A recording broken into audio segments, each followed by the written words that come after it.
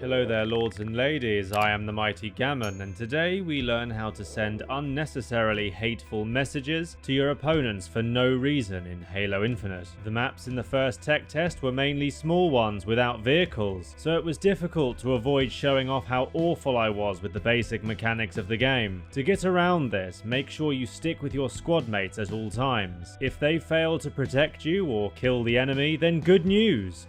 You can blame them instead of taking responsibility for your own failures. The maps themselves were a nice mix of themes, from sand-dusted bazaars to high-tech training facilities bordering lush green spaces.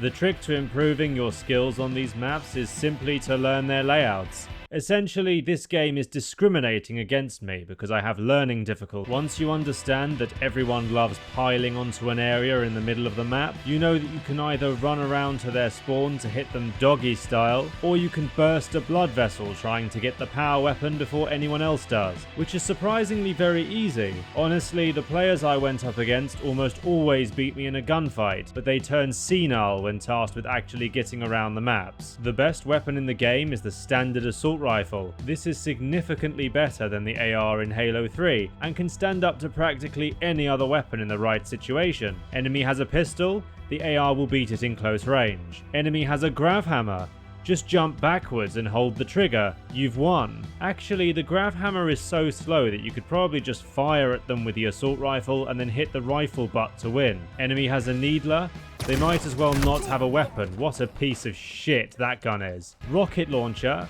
jump over it and hit melee. Sniper? If they have a controller, they'll be too bent to hit you with it even if you're standing still, so you also win. Jokes aside, every gun felt at least usable in the tech test. You might want to take advantage of the new banished weapons, an example of which is the Ravager. This acts as an area of effect weapon, essentially a burst fire version of the old brute concussion rifle from Halo 3. However, this gun can also be charged up to blanket an area in damaging plasma. This is similar to throwing acid at someone in London. I'm in the majority when I say the best part of Halo has always been the vehicle combat. You'll find that in games like Halo or Battlefield, the people who prefer on-foot combat generally have an IQ below room temperature. So with that fact out of the way, let's discuss vehicles. At the time of writing, the two I've managed to drive have been the Ghost and the Warthog. Why do I have hardly any footage of this, you ask? Well, that's because the Behemoth map showed up every 10 hours and I actually have a real job. The Ghost is very punchy. The plasma does more damage than almost any other iteration of the hovercraft. It also sounds amazing.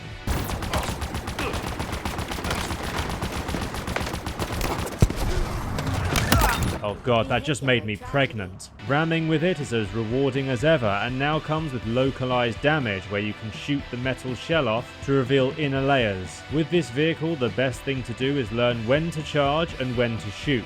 Generally, in a one-on-one situation where the enemy is shooting you, you want to use the plasma repeaters. Most players with half a brain know when to jump over you, usually resulting in a hijack situation if you try to ram them. Using the ram is the best option when you catch an enemy off guard, or you're rushing in to help a teammate against a few enemies. If one sees you, the others might still be oblivious, leaving them open to a splattering. As a divine arbiter of arcane knowledge, I personally ram anyone I can whenever I can, especially with aircraft, so I don't have to use my very limited aiming skills. Most people aren't as epic as me though, so use this at your own risk. As the Halo professionals will tell you, almost every weapon in the game is just there for show. The only weapon you really need is your melee attack. You'll notice that most people would sell their own nan for a chance to get closer to you so they can smack you with the back of a gun. I would have thought shooting a gun would be the main objective in a shooting game, but no, this is practically wrestling with extra steps. Best advice if you're new,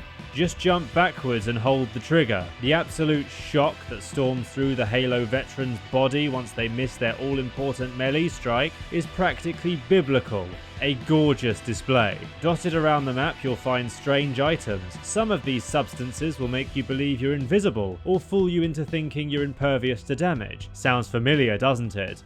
That's because active camo and overshield are actually heroin tabs. It's the equivalent of injecting 60 marijuanas at once. As an influential member of the Christian Mothers Against Recreational and Medicinal Drug Use Alliance, I stand against the liberal use of drugs in modern shooting games. The grapple hook is perhaps the most interesting addition to the series, allowing you to pull yourself onto ledges with the exaggerated swagger of a black... What is this?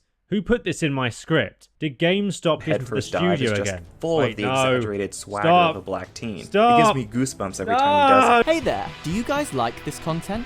Has it changed your life? It has? Why not like the video and subscribe to the Mighty Gammon TV?